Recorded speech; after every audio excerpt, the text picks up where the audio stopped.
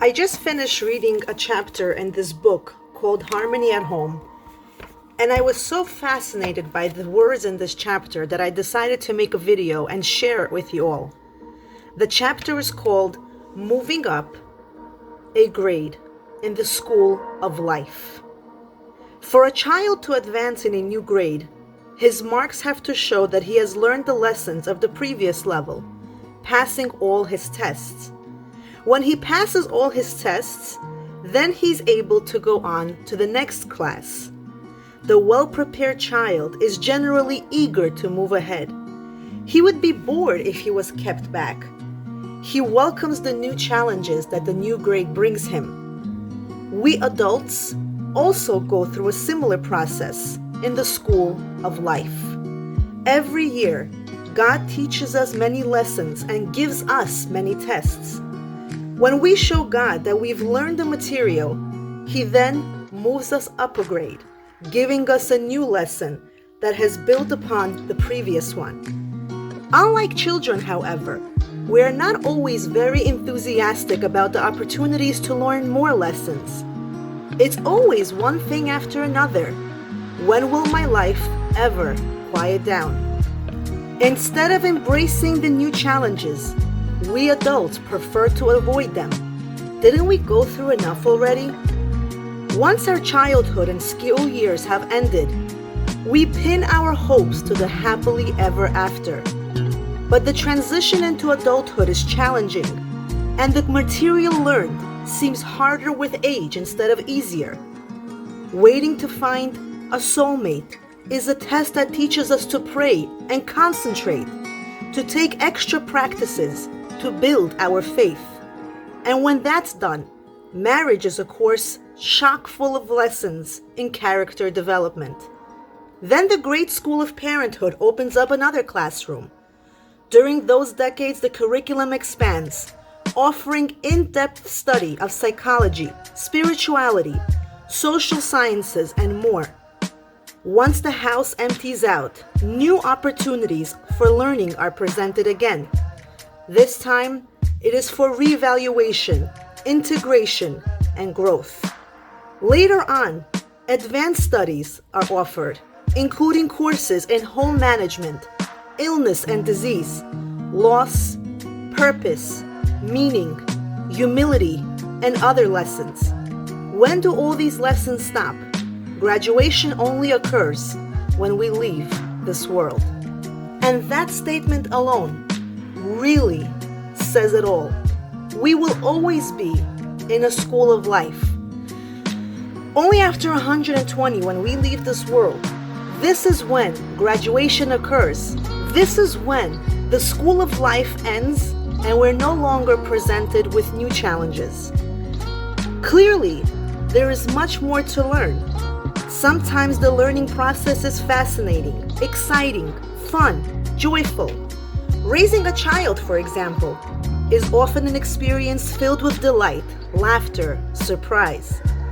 At other times, learning the process involves hardship, confusion, struggle, and pain. For example, raising a sick child can trigger terror, grief, exhaustion, and anger. While we obviously prefer the peaceful, happy times, some of our most profound learning occurs during the harder ones. Sometimes we can see how our previous learning is helping us succeed in the current course. For example, a person might have had extra time raising their child and be a stay-home mom, and that gave them the opportunity to read and pray on a daily basis. After some time, the mother's family member gets very ill. She sees how the prayer that she has now accustomed herself to doing every single day has helped her successfully negotiate this very challenging situation that she's faced to deal with. At other times, however, it seems that God just wants us to skip a few grades. Life is going smoothly for years, and then wham! Out of the left field, everything suddenly changes. A car crash results in permanent paralysis. A spouse is imprisoned. War tears away a loved one. Financial disaster forces major life changes.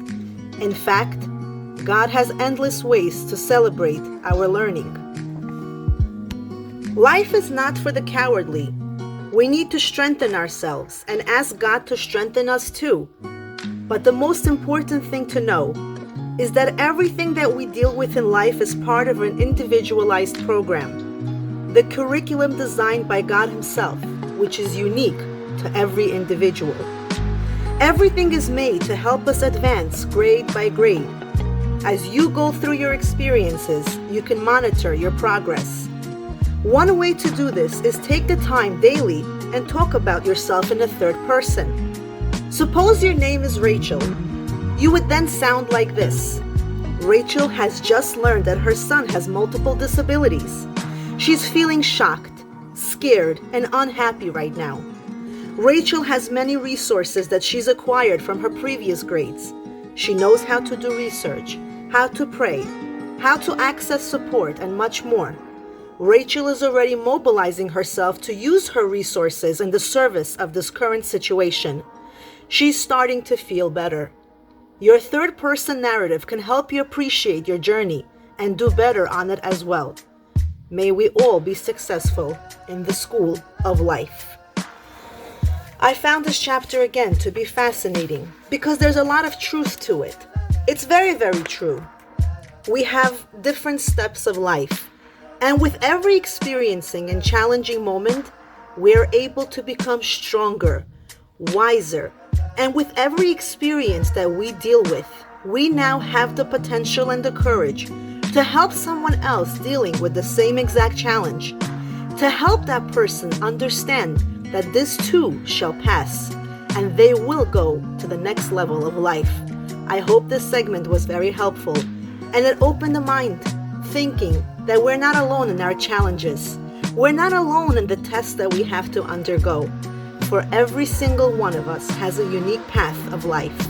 May God be with us all. Thank you for watching.